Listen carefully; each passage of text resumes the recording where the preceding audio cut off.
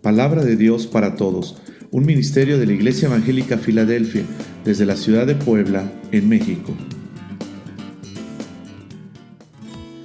Cada uno de nosotros tenemos una perspectiva de qué es una iglesia. Algunos la tenemos como el lugar donde está Dios o donde se hacen celebraciones como bodas, bautizos, donde se pide por un ser querido o un lugar con grandes muros frío.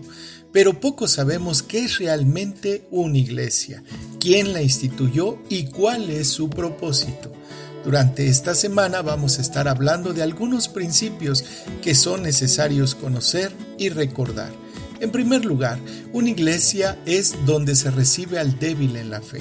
Dice la carta a los Romanos en el capítulo 14, versículo 1, recibir al débil en la fe, pero no para contender sobre opiniones. La iglesia la instituyó nuestro Dios y lo afirmó con su Hijo Jesús.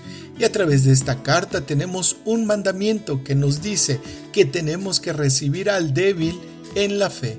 Y eso implica hacer a un lado el color, lengua, posición social, nivel económico o haciendo una distinción que solo jóvenes o solo adultos. Todos tenemos un lugar en la iglesia del Señor.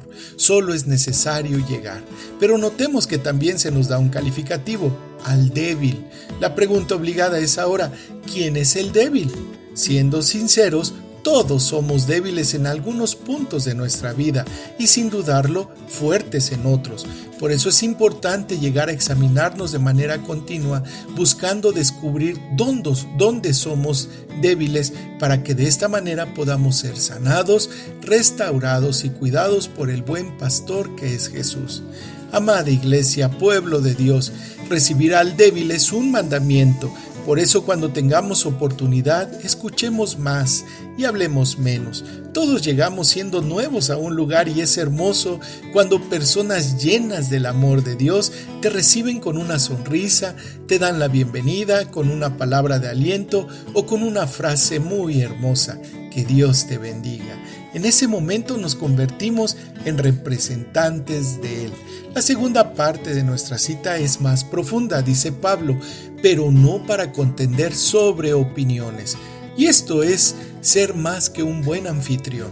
Este versículo da por sentado que habrá diferencias de opinión en la iglesia, asuntos discutibles como política, deportes, tendencias, modas o demás, pero no debemos contender sobre cosas que son cuestiones de opinión. Las diferencias no deben temerse ni evitarse, sino aceptarse y tratarse con amor. No espere que todos, ni aun en la mejor iglesia, estén de acuerdo en cada asunto. Al exponer nuestras ideas, podemos llegar a una comprensión más amplia de lo que la Biblia enseña. Aceptemos, escuchemos y respetemos a los demás. Las diferencias de opinión no deben causar división. Pueden llegar a ser una fuente de aprendizaje y enriquecimiento de nuestras relaciones, pero no deben de estar por encima de nuestra fe, que es creer en Jesús, que es el Hijo de Dios y que resucitó al tercer día.